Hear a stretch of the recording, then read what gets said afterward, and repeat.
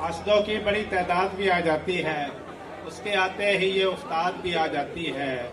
खुद भी कुछ कम नहीं मैं अपनी तबाही के लिए, खुद भी कुछ कम नहीं मैं अपनी तबाही के लिए, दोस्तों से मुझे इमदाद भी आ जाती है। बहुत अच्छे, रोना होता है किसी और हवाले से मुझे, क्या शेर है। वाह, रोना वाह। होता है किसी और हवाले से मुझे, और ऐसे में तेरी याद याद भी आ भी आ जाती है। जाती है। क्या कहने, नवीद हो के निशाने पे लग रहे हैं ये तीर, क्या कहने। वाह वाह अब वाह। उन सफों में भी कोहराम बढ़ते जाते हाँ, हैं। हाँ, मैं रफ्तगां के लिए रो नहीं रहा लेकिन, हाँ, हाँ।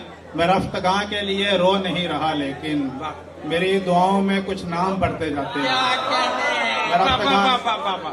ये राय गानी भी क्या खूब है जमी की तरह, पड़े पड़े ही मेरे दाम बढ़ते जाते क्या हैं। कहने। खुदा निकलता नहीं मेरे दिल के काबे से, वाह, हर आते दिन कई असनाम बढ़ते जाते हैं। बहुत अच्छे। वाह वाह। बुला रहे हैं मुझे उस तरफ भी लोग ज़हीर, हाँ, हाँ। और इस तरफ भी मेरे काम बढ़ते बढ़ते जाते हैं। जाते हैं। क्या कहने।